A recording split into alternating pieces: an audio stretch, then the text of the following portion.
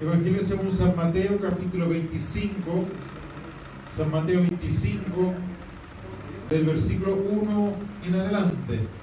Vamos a leer una palabra muy conocida, pero vamos a tratar de darle el sentido, como lo hacía el sacerdote y escriba Esdras, que ponía el correcto sentido a lo que él leía de las Sagradas Escrituras. Amén.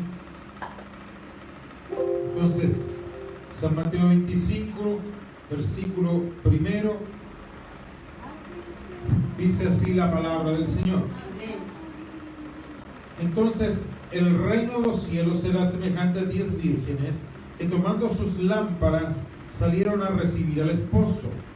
5 de ellas eran prudentes y 5 insensatas.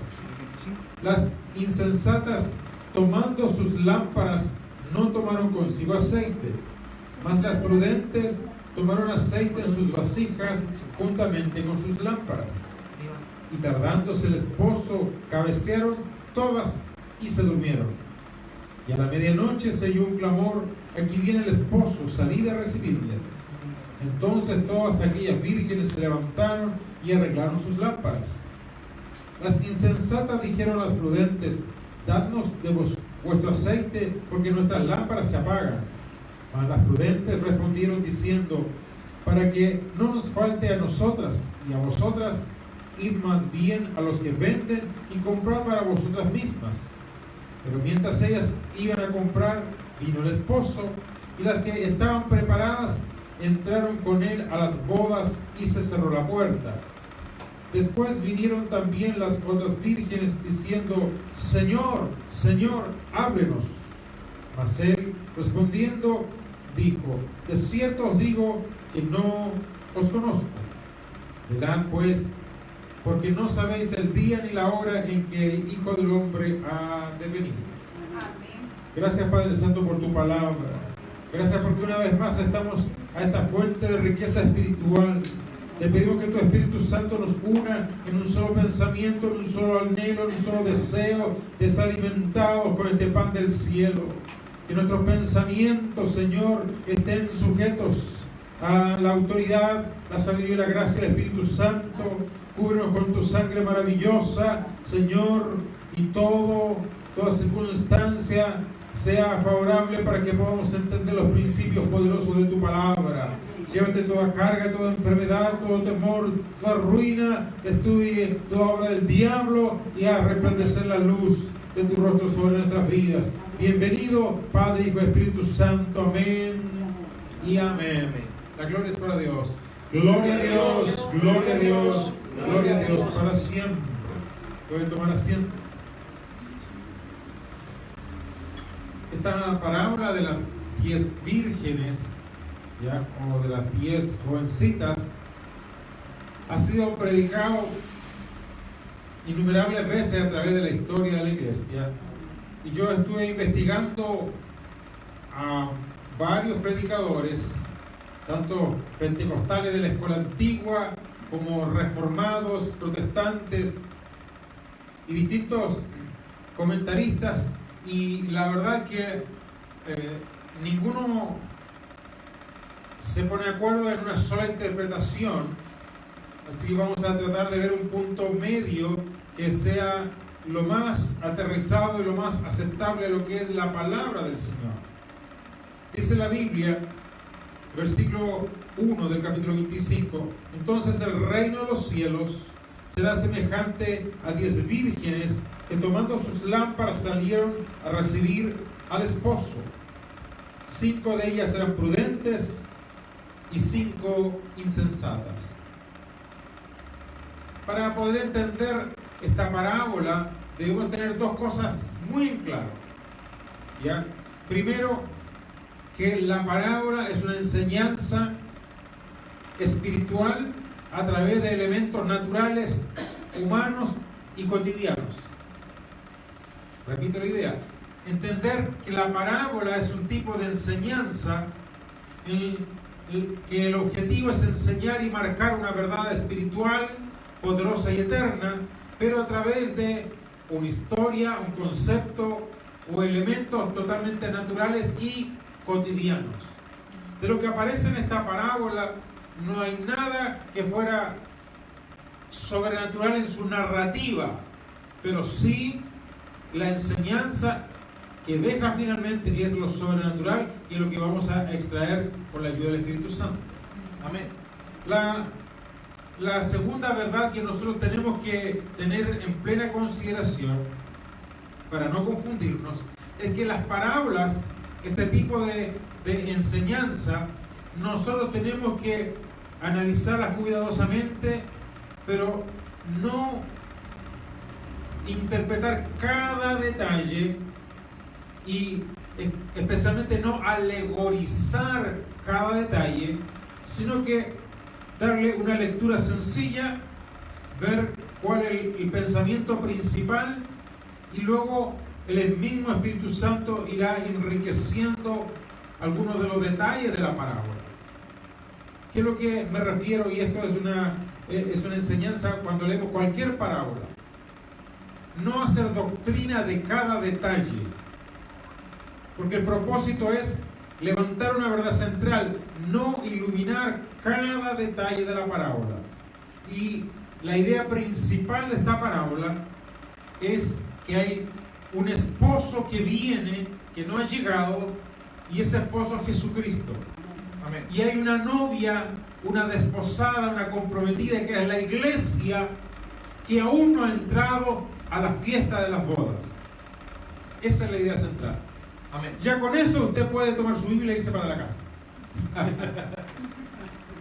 Gloria a Dios. Aleluya. Entonces el concepto, la idea central que marca a fuego esta parábola es que existen dos personajes. Por un lado tenemos a Cristo, que es el esposo que viene, que es el prometido, que es el novio, porque aún no se realiza la ceremonia nupcial, pero él viene. Y por otro lado está la novia, la iglesia, que está esperando en la tierra. Por tanto, el novio está en el cielo y la novia está en la tierra. ¿Estamos claros? Amén. Amén. Gloria a Dios. Ya vamos con esto. El otro detalle interesante es que esta forma de presentar esta boda no es de acuerdo a la usanza occidental, sino a la usanza oriental. Y le explico un poco. En los días de Jesús y por muchos siglos, cuando alguien se casaba, normalmente los pueblos eran pequeños. Aterricemos tal vez la historia en Belén de Judea. Si quieren pueden apagar ese ventilador. Aterricemos para nuestra imaginación, nuestro ejemplo, Belén de Judea, donde nació Jesús, donde nació el rey David. Belén de Judea no era una gran ciudad, no era una metrópoli, no era como Jerusalén, no era como Damasco en Siria, era una pequeña aldea. Ya no se desconcentre porque se puede perder un detalle que es una perla para su vida. Entonces, cuando alguna niña, alguna doncella, alguna chica se casaba, todo el pueblo estaba invitado.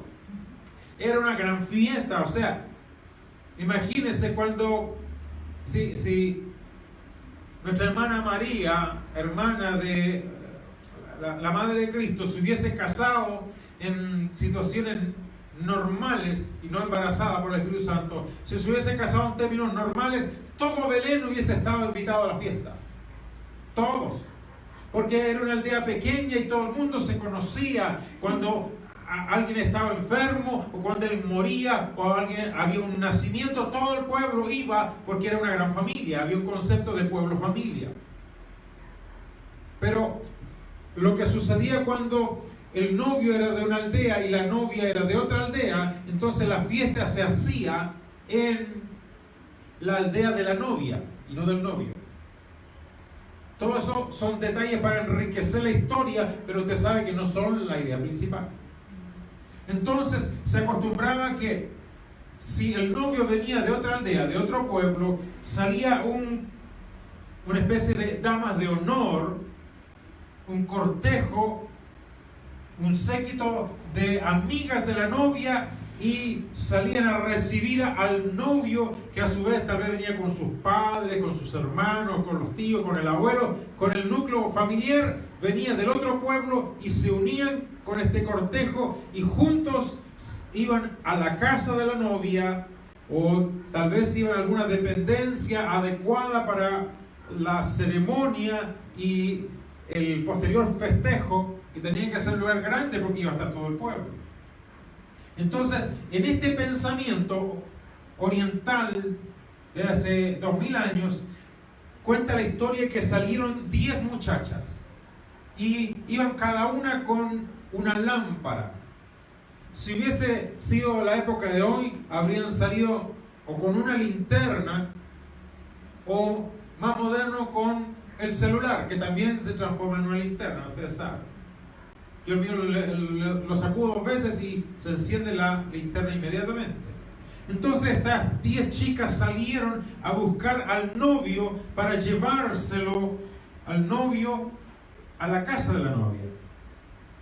Pero sucede que como este no es un encuentro normal, sino que es una parábola, aquí dice que el novio se demora. Y se demora tanto que no una, no 5, las 10 se quedaron dormidas. Recordemos que estas chicas, incluyendo la novia, representan la iglesia que espera a Jesús. Amén. Y Jesús se ha tardado ya 2000 años. El apóstol Pablo, él estaba totalmente seguro de que Cristo iba a venir de nuevo mientras él estuviera viviendo. Dice: los muertos en Cristo resucitarán primero, y los que estemos vivos, o sea, él pensaba que iba a estar vivo, los que estemos vivos seremos transformados en los aires para encontrarnos con nuestro Salvador. O sea que el apóstol Pablo, él pensaba que mucho antes del año 100 Jesús iba a venir en su segunda venida, o al menos en el rapto a la iglesia. En este concepto podemos entender de que el esposo sí se ha tardado. Y también podemos entender que la iglesia se ha adormecido. Se ha adormecido. Que de alguna forma nos hemos cansado de esperar. Y que hemos reemplazado la vigilia, la espera, por múltiples actividades. Y no estoy criticando, simplemente estoy tratando de interpretar los hechos. Hoy día, mire, yo soy cristiano hace 50 años y me doy exactamente cuenta de que la iglesia ha cambiado, tanto para bien como para mal, como todas las cosas de la vida. Ha cambiado para mal porque no está la misma expectativa que tenía la iglesia hace 30 años atrás de la venida del Señor o del rapto de la iglesia, que son dos ocasiones distintas. Hablemos del rapto de la iglesia, previo a la boda del Cordero. 30 años atrás, desde los púlpitos se predicaba mucho esta palabra y sobre la venida del Señor, y aunque éramos bastante ignorantes teológicamente, pero teníamos un fuego, una pasión, una expectación porque Cristo viniera pronto. Amén. Y cuando los evangelistas decían Cristo viene, la iglesia decía amén, y se estremecían esos simples templos de madera que acostumbrábamos a usar con bancas de madera durísima, pero que nosotros no tomamos ni en cuenta que era duro. Usted no estaba en alfombra como ahora. Yo me recuerdo que el cielo de nuestro templo era plumavit, y cuando se metía un gato en medio del cielo, del entretecho, se ponían a pelear los gatos y ¡pum! Caían cuando el predicador estaba ahí avivando. Pero había tanto avivamiento que hasta los gatos salían danzando para la calle. Aleluya. Era una iglesia tan sencilla, tan simple, pero que estaba expectante a la venida del Señor. Amén.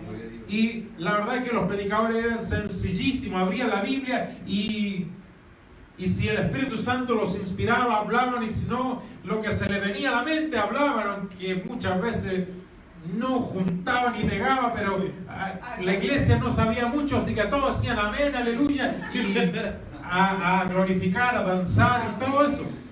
Bueno, hoy día nos hemos profesionalizado, nos hemos actualizado, estamos mucho más informados, Y eso ha surgido para bien y para mal.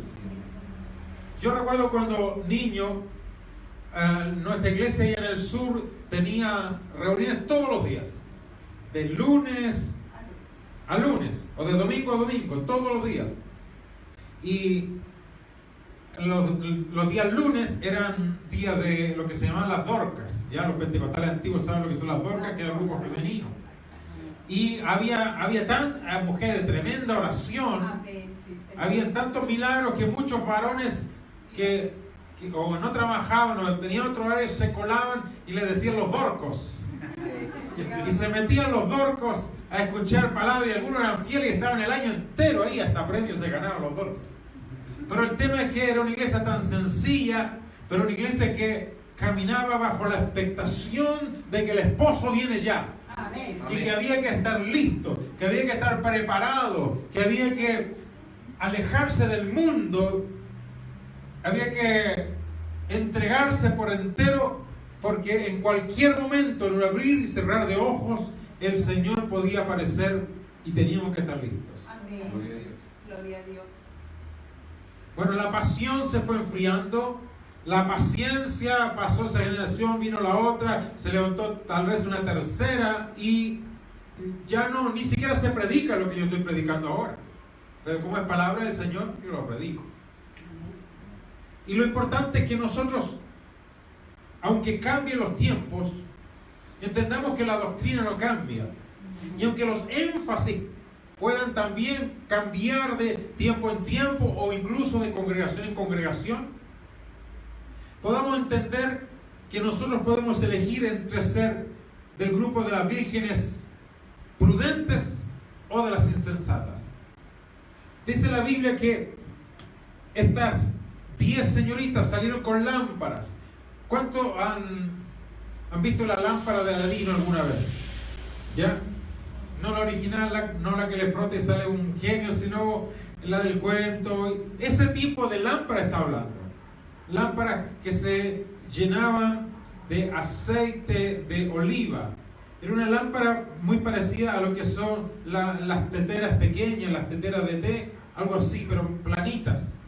Y que podían ser llevadas incluso en la palma de la mano, porque no eran muy grandes.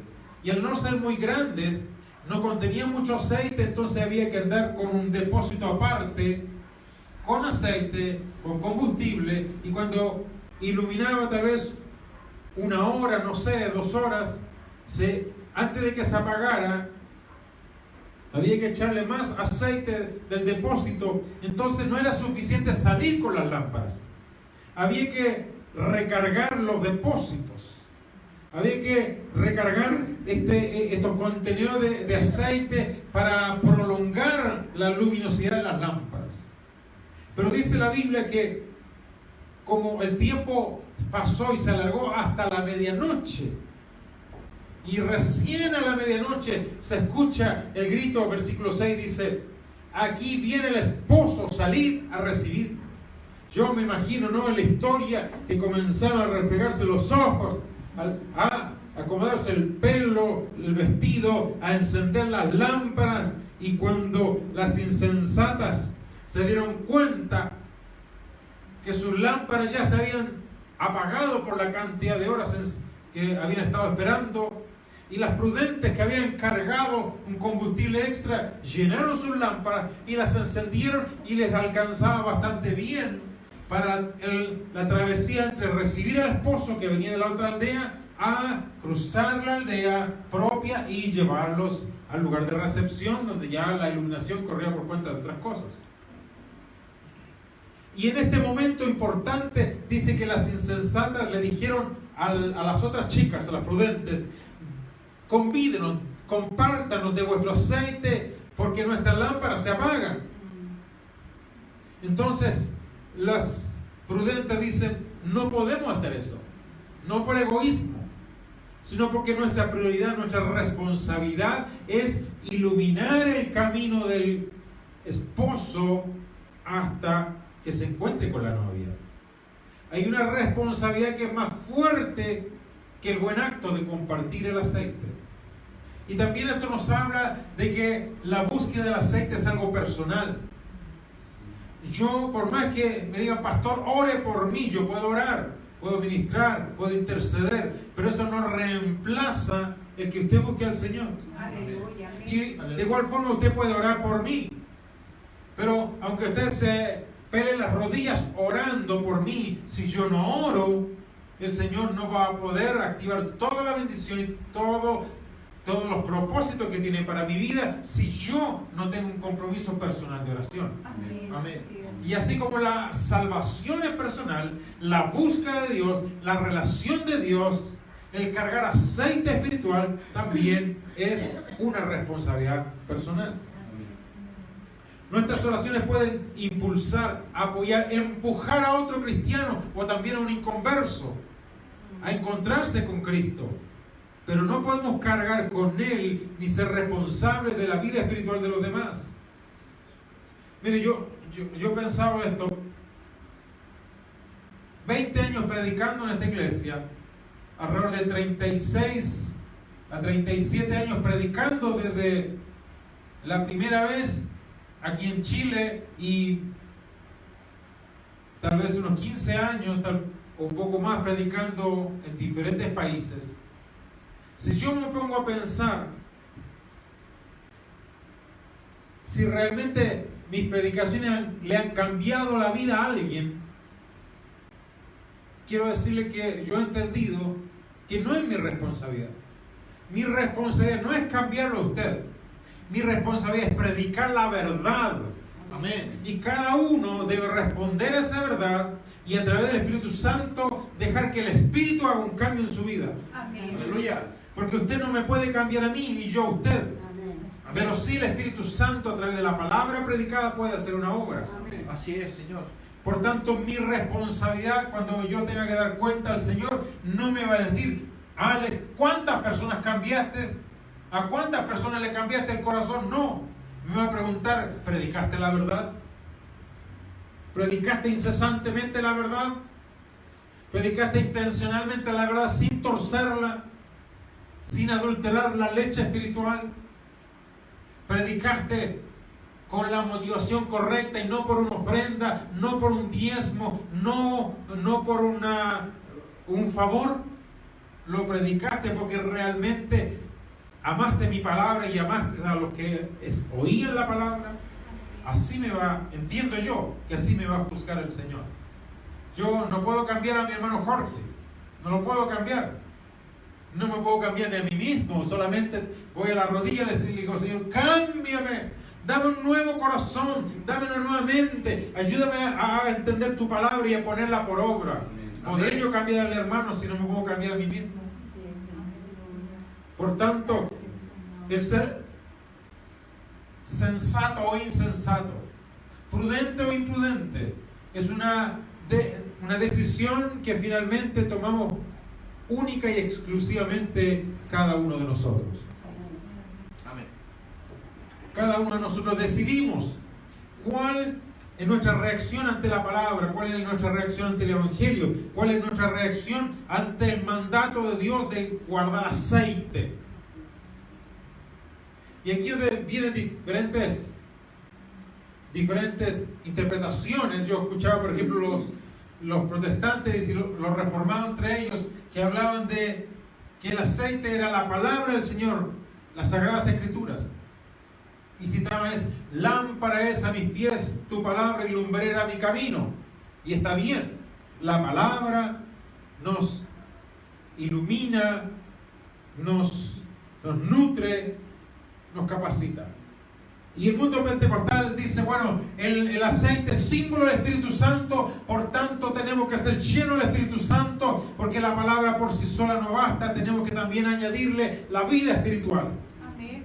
Y yo creo sinceramente que congenian ambas interpretaciones, que debemos conocer la palabra. Amén. Porque toda, dice la Escritura, es inspirada por Dios y útil para enseñar, para corregir, para redarguir, para instruir en justicia, a fin de que el hombre de Dios sea preparado para toda buena obra. Amén. para toda buena obra. Dice, procura con diligencia presentarte ante Dios aprobado como obrero que no tiene de qué avergonzarse y que usa bien, que traza bien la palabra de verdad. Amén. Amén. O sea, que la virgen o el cristiano sensato, prudente, es aquel que se alimenta de la palabra y que comparte la palabra, que hace carne viva propia la palabra. Amén. Pero también de igual forma que lleva una vida espiritual, porque la Biblia no es un fin en sí mismo. Conocer la Biblia el fin no es conocer la Biblia por sí sola, sino al Dios contenido en la Biblia. Aleluya. Imagínese si usted a la antigua recibiera cartas de amor, cartas escritas. Usted pensaría que esa carta de amor, que tal vez viene perfumada, con una hermosa letra, con un dibujo, es un fin en sí mismo, y usted se enamora de la carta y besa la carta y la pone bajo su almohada, y dice: carta hermosa, amada, me voy a casar contigo, carta. ¿El propósito de la carta es enamorarse de la carta? No. Es enamorarse de quien escribió la carta. Amén. Y que cuando lea la carta no piense en la carta, piense en la persona que le escribió la carta, que puede estar en la otra cuadra, en la otra ciudad, en la otra parte del mundo. Pero cuando usted toma esa carta, está pensando y de alguna manera está sintiendo, está conectándose con el autor de la carta. Aleluya. La Biblia es la carta de Dios. Gracias, Señor. Amén. Yo puedo entender Génesis, Apocalipsis y puedo memorizar toda la Biblia, pero si no me conecto con el autor de la carta, simplemente estoy besando la carta. El propósito de la Biblia es llevarnos a Dios, Aleluya. no es llevarnos a la Biblia, Sí, Señor. Amén. no es llevarnos a la Biblia en sí. Porque alguien puede tomar mi Biblia y quemarla, pero no van a quemar la relación que yo tengo en mi espíritu con Dios. Gloria a Dios. Amén. Amén. Ni aunque me cortaran la cabeza, porque me muero y me voy para el cielo y sigo mi relación con Dios. Aleluya. La relación que tenemos con Dios supera este libro. Aunque lo amamos, lo respetamos y lo defendemos. Y declaramos que es la palabra infalible, eterna, poderosa de Dios, que es la boca de Dios, que es la palabra profética oficial de Dios. Aleluya. Amén. Pero con toda la importancia que le damos y nos llamamos el pueblo del libro, sabemos que el libro no es el destino final, sino que es simplemente el mapa que nos lleva a la X del tesoro, y el tesoro es Cristo Jesús, el Santo de Israel. ¿Cuánto le dan gloria a Dios? Aleluya. Aleluya. Aleluya. Gloria a Dios. Y finalmente de eso se trata la secta. De establecer puentes, de establecer relaciones permanentes con el esposo. Así es. Con el esposo. Y sabe que este esposo maravilloso se tarda en venir, pero aún así no debemos de tener su venida por tardanza. Amén. Así es. Dice la Biblia que no debemos por ningún motivo tener su venida por tardanza, porque Él está más cerca de cuando nosotros creímos. Oiga, yo le entregué mi vida al Señor hace muchos años. Y podría decir, bueno, y tantos años el Señor no viene, pero estamos tantos años más cerca de su venida. Amén. Aleluya. Cada día que pasa y no vino, bueno, es un día menos para esperar a su venida. Amén. Y como cuando hablamos del año 2000, va a venir el año 2000, pero eso falta tanto para el año 2000, capaz que hasta se acaba el mundo antes del año 2000 y ya lo pasamos casi 20 años. Así será la venida del Señor, como un relámpago que cruza el horizonte, como un abrir y cerrar de ojos. Usted tal vez se va a estar preparando para venir a un servicio un día domingo, como lo hizo cientos de veces, y antes de salir a su casa o al recién poner el pie a entrar por esta puerta, usted desaparece. Y desaparece la mitad de la iglesia y nos vaporizamos. No sabemos si va a quedar la ropa, si no va a quedar, da lo mismo. Que se queden con todo, con el reloj, con todo. Nos vamos con Él. Amén. Amén. Como decía esa antigua alabanza, ya viene Cristo, señales hay, almas salvadas viene a buscar. Los que durmieron se quedarán, los que velaron serán con Él. Me voy con Él, me voy con Él, me voy con Él, me voy con Él. Yo no me quiero puedo, me voy con él.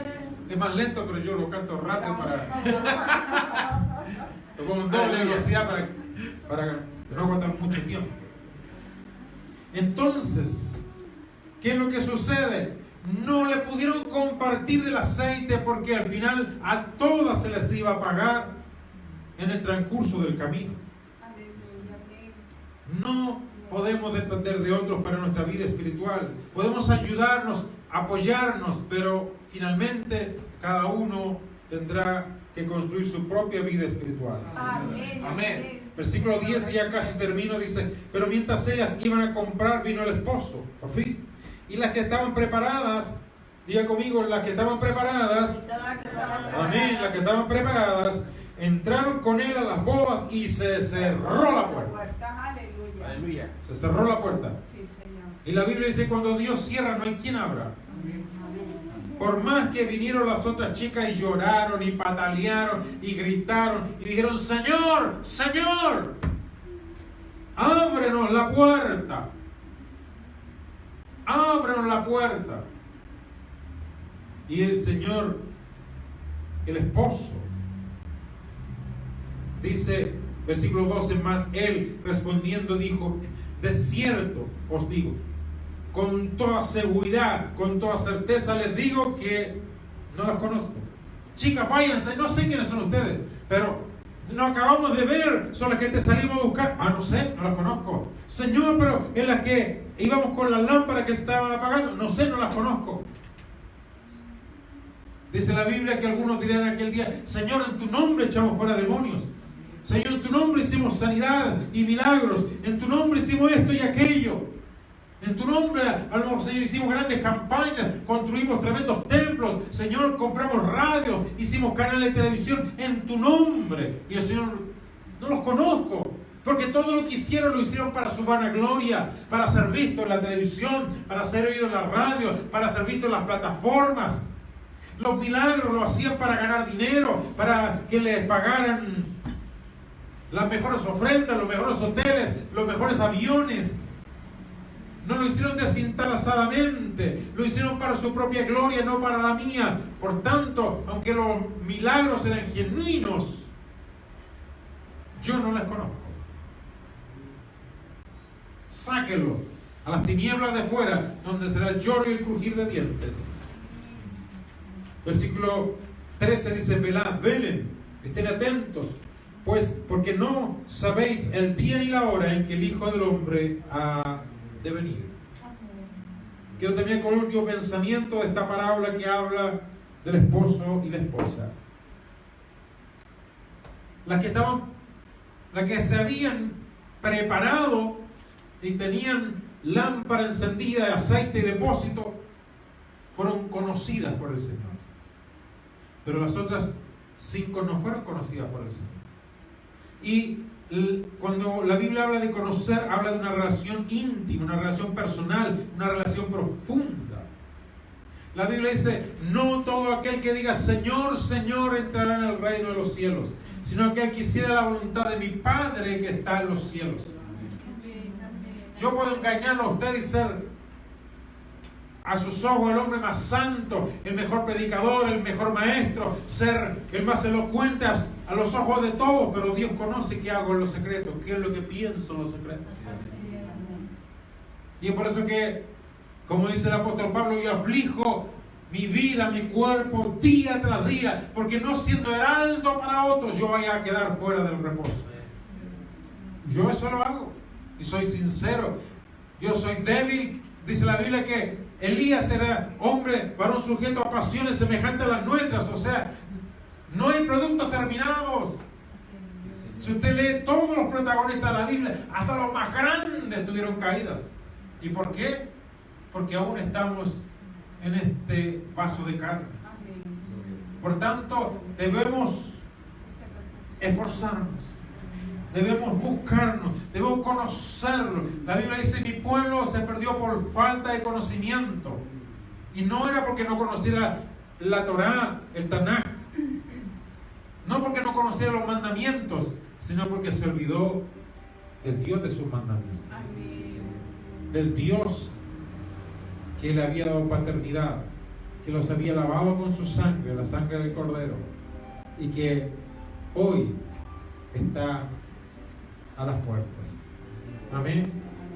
Vamos a orar, vamos a tomar, aunque sean 5 minutos, para decirle: Señor, ayúdanos a ser prudentes, a estar preparados, a que mi depósito esté cargado de una relación profunda, personal contigo, verdadera, cada día.